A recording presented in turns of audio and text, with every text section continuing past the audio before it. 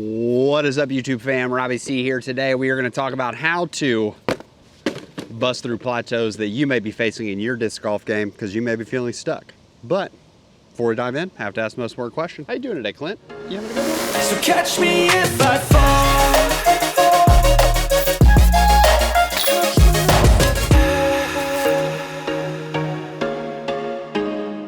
fall. All right, so in any sport, activity, thing that you may spend time at that is skill-based, and I would definitely argue that disc golf is skill-based, there's room to improve. Golf is not a game of perfect, and whether that involves you hitting a ball or throwing frisbees, we're never going to have it all figured out. Let's just call it what it is. So what do you do when you feel like I've improved, and then suddenly I'm just kind of stuck? I feel like I'm not going anywhere with my game. I was improving so fast at a time before this, or maybe I haven't improved in a while. What can you do to get better? And I think there's a couple areas of plateau that we kind of get stuck in. I want to go ahead and address 5 ways that I feel like if you're stuck in your game or you feel like you're plateauing, this is how you can kind of bust through on the other side. Now it is a new month, so we have the foundation subscription box for the month of September is what we're in. And so I've got 3 brand new discs and really cool swag on them, but we'll kind of see those throughout the video. So thanks Foundation for sponsoring this and giving us the sub box for this month that you can find in the description down below. All right, here we are. Hole 1 basket is what, $279 away. We are going with the Stalker, a Z Stalker. This is the Trevor Staub box. So we have the Staub Mob overstamp on it, the Z Stalker, and as well as I know, the ESP Stalker both got discontinued this year. Discraft said they're no longer gonna make them. Stalker, one of my favorite fairway drivers of all time. Trevor and I share very similar tastes in discs, so I'm really excited for this box because one of the discs is in my bag. The Stalker was in my bag, but then I stopped putting it in my bag when it got discontinued because I wanted to be able to throw stuff that y'all are able to have access to, or at least try to be able to throw stuff y'all have access to. It's gonna feel real good, hopefully coming back to the Stalker. Should be a little overstable to start, so we're actually gonna try to put it on a little bit of Anheuser and just let it fade back in. Shouldn't have to go full power. But let's talk about the first thing. When you find yourself plateauing in your disc golf game, one of the best things I feel like you can do is slow down. And this is why we say slow down. If you watched the videos last week, I ended up talking about how far I'm throwing, going on the road and trying to get the elbow out and throwing out like so. It's really trying to create that space and that separation. But when I get back out here into open space, I'm still having a problem where I don't want to overgrip and pull it to the right. So I'm just losing everything so early on my backhands right now, which is really not great. And so I usually get about halfway through my round where I finally just commit and I'm just like, then yank it right, buddy. And so I have to do this. So when you slow down, instead of just rushing through it or getting up here and being frustrated, and, I'm gonna throw again, we take a beat, we breathe, we try to lean into it. I'm going with the Supra here, the Trevor Staub Signature Supra. I'm just gonna try to go nice, slow, and methodical.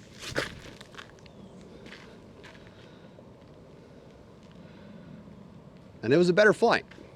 Did it go OB? It sure did. So often when we go too fast, we can't actually implement form change correctly. So you may be watching one of my videos, you may be watching an overthrow video, any coaching video that's out there on the internet, and you're like, oh, let me go implement that. Let me go implement that to my game. So one of the things when it comes to slowing down, and I notice even when I'm doing this right here, is that I'm not creating any pause or any timing on my sort of backswing. And so I rush through, and a lot of people, instead of waiting for that front foot to get out and develop and then contact and then drive into the ground so that there's a solid brace, so that then when the hand comes through, it has time to actually fire correctly. A lot of people just skip that step entirely because we get right here and we're not feeling patient and we're like, we have to be doing something. So then we start pulling through before the brace is fully even developed at all. And not even fully developed, it just isn't even there yet. Then we end up coming over top and throwing through it. So when I slow down, I actually feel that pause or that moment that can happen in the throw. That would have been sick. And you don't get that when you go fast. So if you're feeling that you're at a plateau and you've been trying to work on form change and you're not wondering, you're sort of figuring out, why is it not happening? Why am I stuck here? Why can't I implement any form change? Spending any time slowing down, trying to figure out how to actually implement that change? Or are you just kind of staying at the same pace and hoping that it works itself in eventually? So the second way that I would suggest blasting through a plateau is to try new discs. I know that sounds like super sales pitchy, especially because this video is sponsored by a subscription box, but stick with me for a second. I think that when we step into playing disc golf, when we really, if you spend a lot of time, when you first get into the game, you're trying new discs left and right. And then you try to, like, you're spiking like this, and you're trying a bunch of new discs, and you're also getting better at significantly faster rates. And then we reach these plateaus and we're like, hey, well, let me lock it in. Let me make sure that I play with the same consistency that I've been playing with. And so then we stop adding new discs to the bag and we sort of do exactly what the video is about. We plateau. And then we start adding some form change again, and we may start to see some increases, but we leave the disc the same. The problem is if you've had the same discs in your bag for a long time, you may know exactly how to throw them, and whether you realize it or not, you have certain discs that, like, oh, this Raider, I know I can throw on this much anhyzer and it gets a perfect flex flight out of it. And so that becomes your distance driver shot. So whenever you throw distance, you're just automatically leaning into, I have to throw it on this anhyzer. And if that Raider can't do it on that line, well, I guess you're just not throwing very far. So for me, I bag currently, I think 4 Raiders, and then the Stalker, I already mentioned, I loved. But the Supra, that throw right there was the first time I've ever thrown a Supra. That's not true. I threw a Supra once in a bag swap with Trevor. So this was my second throw with the Supra. So I'm gonna go third throw with the Supra here because I wanna see. When I do lessons with folks, if I'm doing in-person lessons, I bring a bag full of super odd discs so that people, when they throw, they can't walk up and be like, oh yeah, no, this is my buzz that I throw on this place. I think of J Millie and Jimothy. Jimothy does not fly like standard buzzes. It flies like a very seasoned buzz, which is something that you want to have in your bag and you can lean into. But if J Millie were to walk into a store and try to find a replacement for Jimothy, that would be tough. So if I end up throwing new discs, I don't know exactly what they're gonna do, and I'm gonna find much more of what my average angle is. I'm gonna find much more of what angles and what types of shots I could throw, as well as maybe find some new distance potential out of a new disc or anything like that, which would also help me throw better instead of sticking with the same old, and slowly improving. If I find myself on the plateau, when's the last time you put a new disc or a new mold in your bag? Because let me tell you, it's 2024. New stuff's coming out all the time.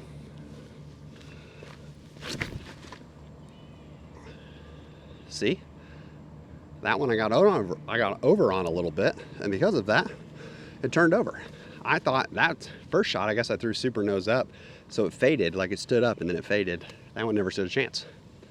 You learn the disc. Another thing when you're trying new discs, try shots that you're not used to throwing. Like, get out here and let's go ahead. We're gonna go Annie forehand here around the tree, just because we want to see how much angle can we put it on. Now I will say, as a quick caveat to tip 1 and tip 2, is that combining them can be actually almost like a downward smoke for a little bit. Instead of busting through a plateau or ramping up, you may actually drop down. Because let's just think about this logically for a second. If I slow down because I'm trying to implement form change, I'm not gonna have the same power or consistency that I had before, because I'm literally changing something, and I may access more power, but it most likely isn't going to be right at the start. And so a lot of times we like give one field work session hope, and we're like, oh, that'll fix everything. Or we walk into a round with one form tip in our head and we're like, oh, if it doesn't work after this round, I'm just done. Because 18 throws should completely overcome the hundreds, if not thousands of throws that you have thrown in the past. Yeah, I think that's the right approach.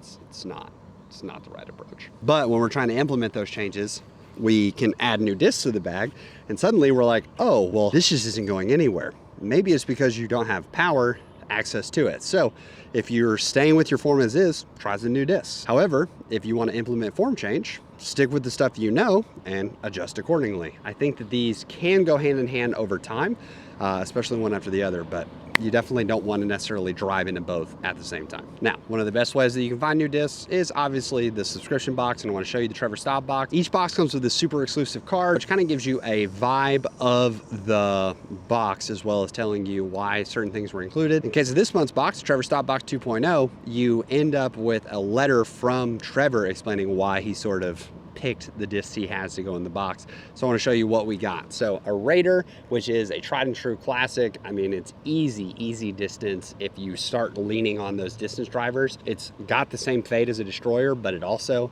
has some nice simple turn to it. As next up, you have the Stalker that we already talked about, discontinued, with that sick Staub Mob custom stamp on it. I mean, one of a kind right there. That's sick. And then they did another run of the Trev Staub Supras with the Signature Series. What's really cool about this, I'm pretty sure this is glow. Don't quote me on that, but I'm pretty sure it's glow, which is gonna give it a little more stability. And then each box comes with a swag item. This month's is a Brixton Trevor Staub card that only is gonna come in this box right here. So really, really sick. Comes in a nice carrying sleeve. Man, super sick. We're gonna actually use this as the mini for the rest of the round. That's just a quick look at this month's sub box. If you wanna get it, if you sign up for a sub box in the month of September, this is the box you'll get. So make sure you jump on that because there are a limited amount of slots available because all of these discs are custom ordered for the box. All right, so our third tip, and actually one that's from the last time that I was here at George Ward, I did a forehand only round last time I filmed out here. And in doing that round, I sort of talked about one of the perks of a forehand only round are that it stresses you to take and throw some shots and work on a forehand game in a way that you may not have in the past. Now, you could do a backhand only round as well, but one of the things that I really feel like helps me break through plateaus is not necessarily just slowing down. It's not trying new discs, it's trying new lines. Let's say you don't have a lot of disc golf in your area, or you're someone who's pretty habitual about going to the same places over and over again. My personal rule, because Big Brother's always watching, you know, sometimes I'll hop in the car and my phone will tell me like this far to George Ward. And it like knows before I've even said I'm going to George Ward. That's a sign to me I've been going to the same course too many times. But if you don't have that luxury and you're like, oh, I play George Ward, something like this may happen to you. Oh yeah, hole 3 right down the middle. Here we go right here. It's just a nice backhand straight super right here. Yes sir, Trevi Staub. Yeah. That wasn't it. That normally goes a lot better than that. Oh yeah, Trevor Staub. We got the box right here. No, not that voice. Oh yeah, hole 3. We're gonna take this. I'm gonna punch it right down the middle. I got a stalker. It's just an easy forehand. Here we go. Yeah.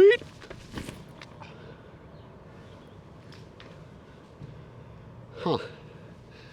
That normally goes better. So instead of taking the line you normally take, come up with something super fun, because I think if you're finding yourself on a plateau and you're frustrated, it can really take the joy out of the game for you. So come up with something different. For instance, I'm gonna try a flex forehand actually around the outside rather than just a forehand up the gut or a backhand up the gut. I'm gonna try to take a small line because if I pull it off, it's gonna be sick. Not a high probability one, not one that I wanna play on a consistent basis, but I'm just looking to inject some fun into the round instead of just, oh, I throw the same shot every single time, same disc. Let's see.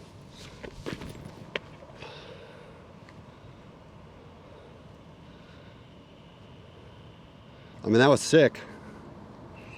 That basket's 326 feet away and we are, I mean, so far past it, but that was awesome. I mean, we obliterated this thing past. Our fourth tip when it comes to blasting through plateaus is something that's gonna seem like the most obvious, I would say, out of all the ones we've given so far, and that is to not be afraid to ask for help. That didn't stay in, did it? That is brutal, ladies and gentlemen. That is brutal. Oh my gosh. We're gonna count this one off just because I want to see 6, 8, 13, 14, 15. Oh, that would have been sick. So I am a coach. That is, especially since we've launched lessons through Foundation, it's what I spend the most of my time doing is coaching, trying to help others improve their game. So I would be remiss to tell you that when things are going wrong in my game, I have an idea of what's happening. And for lots of you who are form coaches out on the internet and internet expertise, you've gone through, you've watched all the videos out there. You've been watching Seabass since he was standing with the pool stick in the garage doing his thing. You're here, guys. You know sort of what form should be doing, but it's one thing to know what to be doing and it's another to be able to apply it to yourself. Now, there's obviously the whole separate issue of being able to apply it to others. That's coaching in a nutshell. But sometimes it helps to have an outside influence coming through. And that outside influence could be a few things. One, maybe they actually know something to help you that you may not actually know. You don't have all the knowledge out there.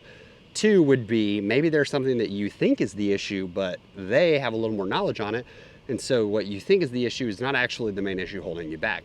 And then three, which is my favorite in working with and seeing different coaches who are out there, is that let's say you decide to work with me, Blitz, and Josh, and you throw 250 feet. The three of us are all gonna give you completely different mental cues when it comes to you trying to get a hold of the disc and get a hold of ripping the disc to get that new distance. So those mental cues can actually be super helpful in finding a coach who's giving you the right mental cues to work. Now, there can be such a thing as too many cooks in the kitchen. See, Trevor, if we can't go Supra on the turnover.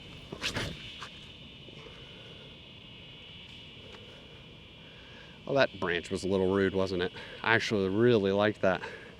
Got ourselves another 45 footer.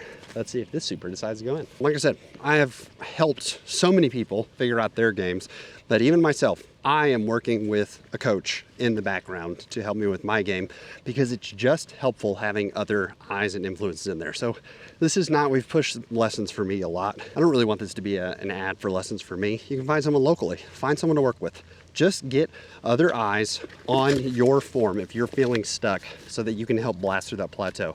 That can be card mates, that can be just a host of different things. Obviously, there is bad advice out there. There is bad things that you should not do to your form. So vet appropriately, no matter who you're working with, take it with a grain of salt, whether it's a trusted coach or not, take it with a grain of salt, and try to get some outside eyes on your form. Now, the fifth and final one, this is actually something that I've even learned because I watched a friend, or even I wasn't even friends with him when it initially broke, but I have a friend who's very, very good at throwing a disc. Very, very gifted at throwing a disc. But his putt right now, it's tough out here, guys. It's tough watching him putt, and he's frustrated. And so he has watched putting video after putting video after putting video. He's studied his own putt. He's trying to figure out what happened. His putt is broken, and he can't figure out why. So if you feel like you're in a plateau of your putting, one of the best pieces of advice I can give you to work through your putting plateau, yeah, I like that if that's a putter. Quit practicing, quit putting, take some time off. My friend broke his putt during college. He had a big tournament coming up, and someone had shown up to their practice and given advice on sort of some putting things, and he decided, that sounds really good. I would love to implement that. And so what did he do?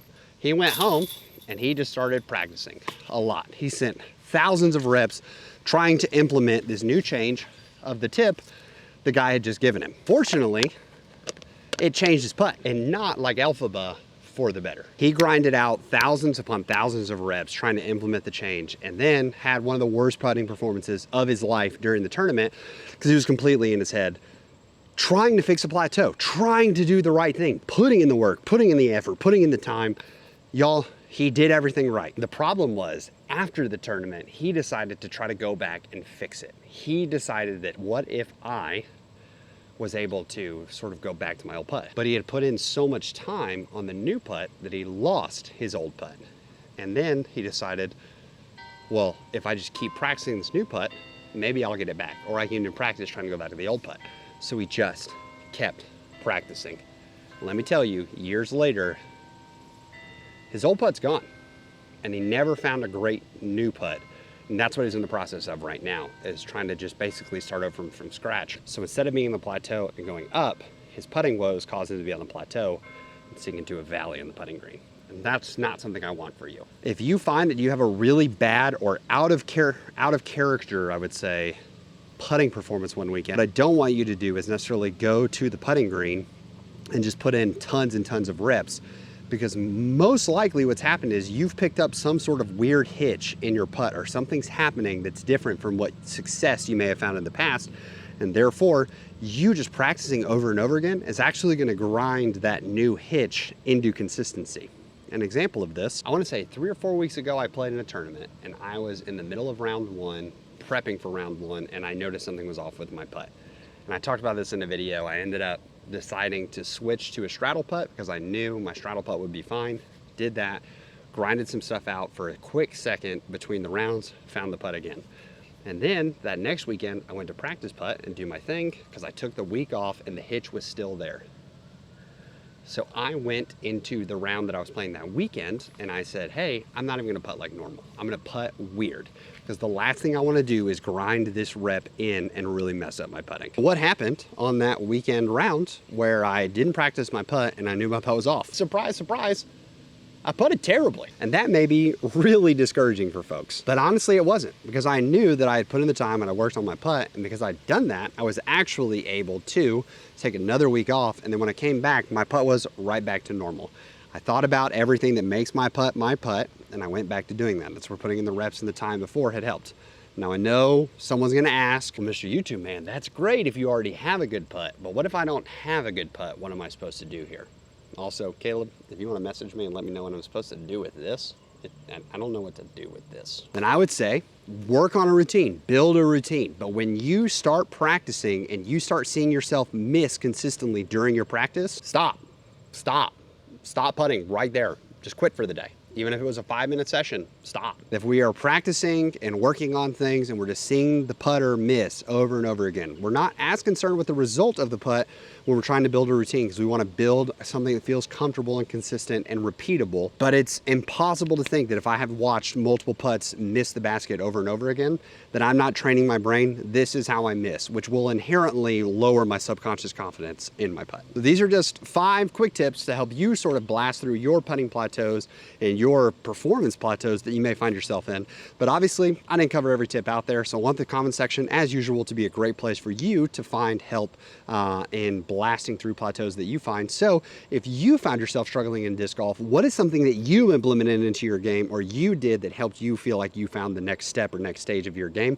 Would love to know in the comments down below. Thank you so much for your help. Thank you so much for watching and tuning in. Make sure you check out the Box Thanks Foundation for sponsoring today's video, and hope you have an amazing rest of your day. Please make it fantastic for someone else too. But for now, we're gonna leave you with the birdie.